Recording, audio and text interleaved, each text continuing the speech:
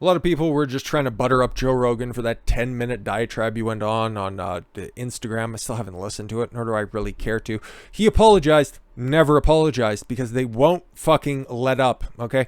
David Crosby, Stephen Stills, Graham Nash joined campaign to blacklist Joe Rogan. It's never enough. It'll never be enough. You gave them an inroad. Don't do it, especially after you just had that 4-hour long excellent episode of your podcast with Jordan Peterson. I didn't see it advertised anywhere. All I seen was just a thumbnail on YouTube of Peterson. He looked like a fucking waiter, let's be honest.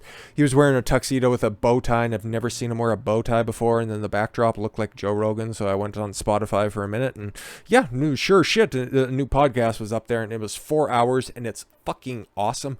I've listened to all of the podcasts that him and Rogan have done. I think that's the 5th one now at this point, and yeah, it's probably my favorite, and that's just not recency bias, okay? They touch on a lot of stuff that they never talked about before, and it's the best avenue because the chemistry between Rogan and Peterson is not easily replicatable out there, because Rogan's the perfect foil for Peterson because he has these grandiose ideas and he talks to everybody that he speaks to, okay? Unintentionally so, but he speaks to everybody at just such a high concept level, like everybody's a graduate student, so you might not catch everything that he's saying on the first go round, okay? Okay, maybe I'm just stupid, and maybe this is just me coming out and just proclaiming myself as being a drooling idiot, but on the second and third listens of these extended conversations, okay, I pick up a whole hell of a lot more every single time, mostly because the concepts that they discuss are so dense, okay? Because there was about an hour in the middle there where they were talking about success and what it means to be success on a grand stage, and how people who are devious never really truly achieve success. It's a conversation that doesn't happen out there. It's all of those ideas that and all of those calls for a discussion that the left like to have, but these are people actually just having a conversation and talking about big overarching ideas that actually mean something, and not just fucking leftist gobbledygook. Now they're talking about big ideas, big fucking concepts, and you don't hear it a lot out there. And Joe, like I was saying before, because Peterson talks to everybody like they're university grad school students, okay? Like everybody has a certain level of understanding of the concepts that he's talking about in order to follow along with them, because he's been thinking about this stuff for a very long time, so it's all thought out and well rehearsed in his head. But Rogan is just, you know what, he's catching up, obviously. There was a hell of a lot less interruption, okay? There was a lot less fact checking, there was a lot less playing antagonist to this, but he'd always check him every once in a while. It's like, okay, can you explain it a little bit further? It was great. I would highly recommend it, but who knows if there's going to be another one after this. Maybe that was just the grand finale, because yeah, everything that he was saying, oh, I'm going to have more alternative thinkers out there, or the differing viewpoints come on the podcast. So de facto, you just submitted to the fact that they're going to have a Spotify, okay, the leftists who are just calling for all of these blacklists, the people who don't want your apology, they just want you to go away. They just want you to be as poor as they are, okay? As you can barely go a week without affording a bag of Friskies for your 18 cats, okay?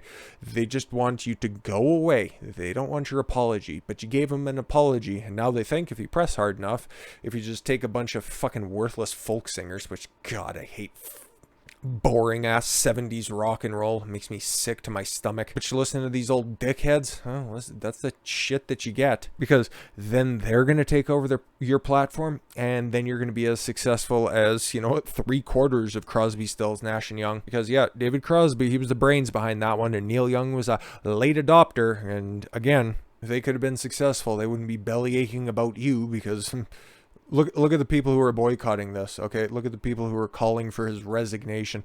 The same people that were trying to do the same thing with Dave Chappelle, okay? Same people who do it to Jordan Peterson on the regular. These are just blue-haired weirdos with more random tattoos and broken relationships than they have success in their life. So yeah, everybody was just trying to big up Joe Rogan. It was like, oh, he's not backing down. He's going to continue to do his podcast. You fucking idiots, dude. You don't see the bigger picture, do you? Singers, David Crosby, Stephen Stills, and Graham Nash released a joint statement on Wednesday, joining their Crosby, Stills, Nash and Young member Neil Young in the blacklisting campaign of famed podcaster Joe Rogan. The trio called on Spotify to take real action regarding Rogan's podcast. After Spotify said that they would be adding, which Rogan agreed with, by the way. Oh, you should be having these disclaimers before any controversial conversations. Like, ugh, what a fucking weak-wristed fucking response to that.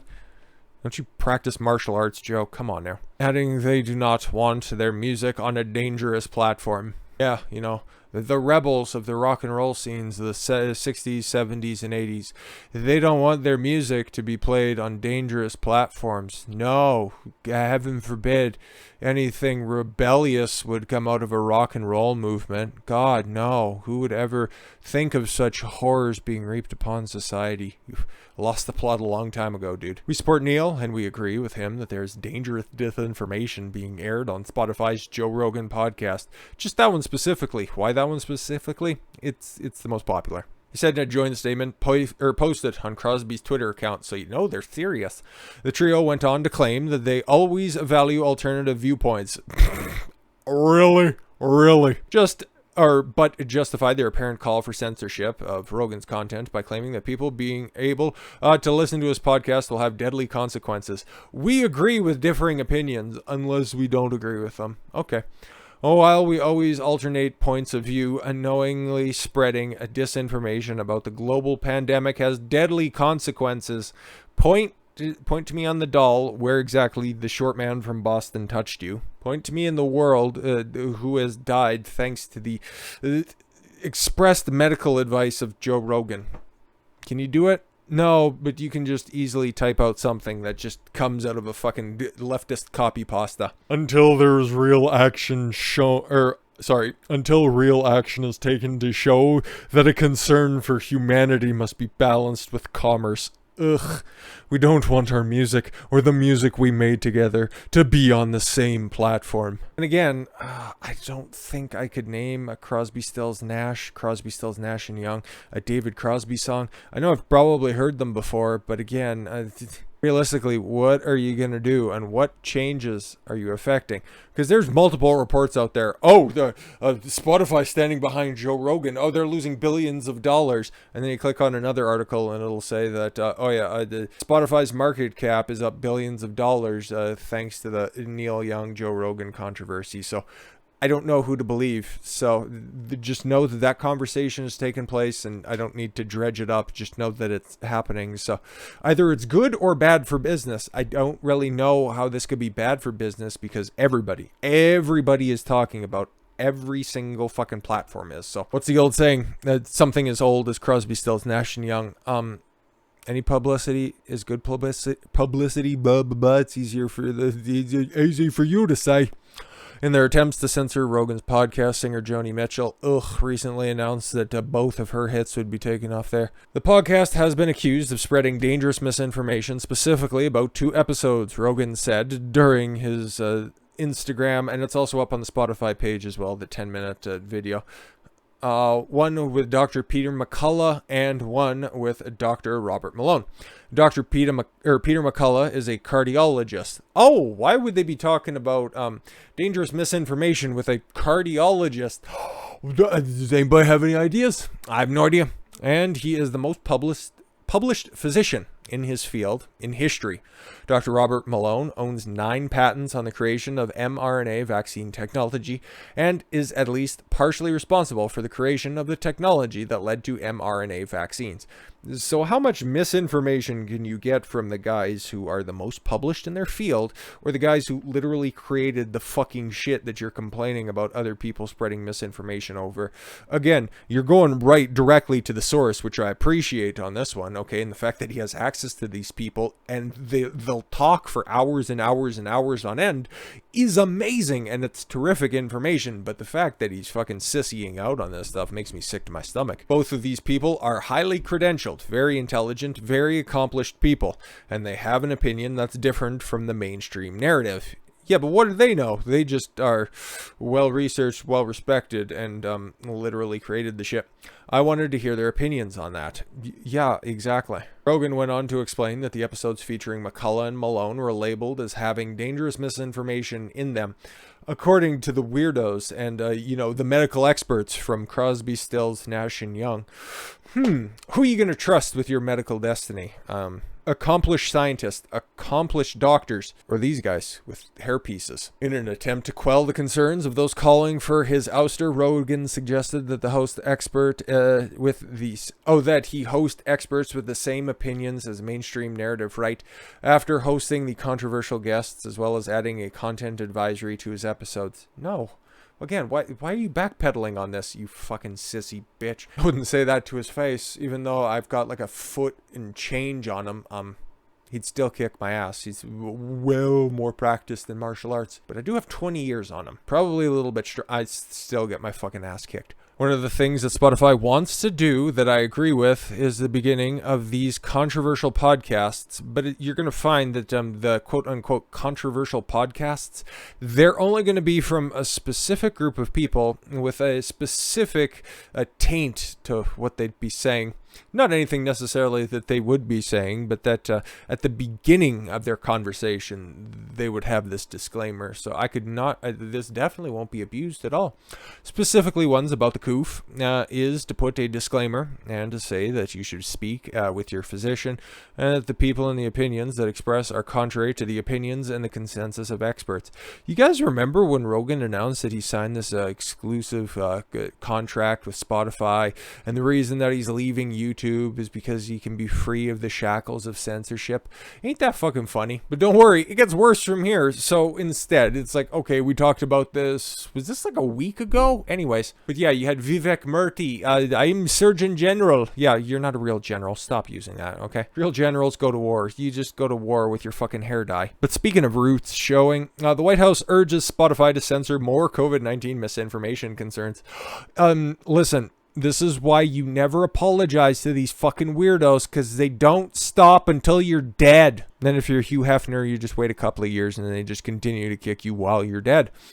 White House Press Secretary Jen Psaki called on Spotify this week to take more action against censoring Joe Rogan's popular podcast after the streaming giant introduced content advisory warnings on episodes that include the Chinese coronavirus. Psaki made the remarks during Tuesday's White House press briefing, so after everything would have went up, while responding to the questions by a reporter on Spotify's decision to add their disclaimer. I don't know why this is getting brought up at the White House, but I do, because he's making a difference, okay, for as wishy-washy as I think he is, and all of that other stuff. His platform's important, and it's beating the brakes off of everybody else in mainstream media when it comes to just sheer numbers, okay? The amount of people who he has also inspired in their platforms as well, they're fucking scared when it comes to a non-mainstream narrative breaking out and challenging the narrative. They're fucking scared, so of course they want a put on the neck of the most popular and the loudest megaphone that they don't directly control. But they're starting to get their tendrils in there, so it's only a matter of time. She said the company taking action is a positive step. HIV, I hope. But the Biden administration wants every platform to continue doing more to spread the Politburo's narrative, to march in lockstep with the likes of ABC and CNN. Have you seen their ratings and how it has helped them, hurt them? I mean, destroyed. Anyways. Our hope is that all major tech platforms and all major news sources, for that matter, be responsible and be vigilant to ensure that American people have access to accurate information. Again, yeah, you don't get accurate information from the most published cardiologist of all time and the guy who fucking invented the technology for mRNA vaccines. No, you don't get any accurate information from that. Obviously. No, of course not. And again, outside of Spotify, which is now cucked out to your guys' narrative on this one, can you name another big tech platform? Any major tech platform? Because we know what you mean by major. The ones that, you have a pipeline between. When it comes to your hiring practices, how many people in the Biden administration have experience in Facebook and Twitter, and YouTube, Google, Apple, all of those major tech platforms, but now you got all of them now. Congratulations. And all major news sources because, okay, come on. There's only so much censorship you can put on YouTube, okay? I'm still surprised, even like right now, that the ivermectin video is up there, even though I was just straight reading a study. But if given enough time, who knows what else they're censoring. I shudder to think what's going to happen with the midterms at the end of the year. But anyways, we'll just wrap this up.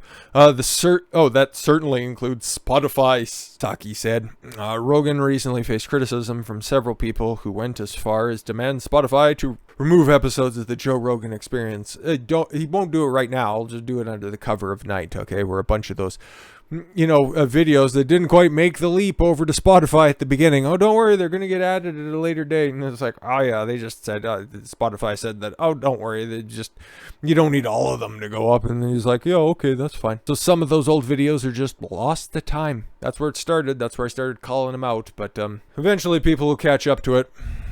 It's nothing specifically against him. Like I said multiple times, even just in this video, I like the platform. I think it's an optimal way of doing things. These long-form conversations where you can discuss in-depth, complex topics thoroughly with people who are the experts in those fields. It's necessary at the time. Like, he's been doing this for, I think, like the better part of a decade at this point.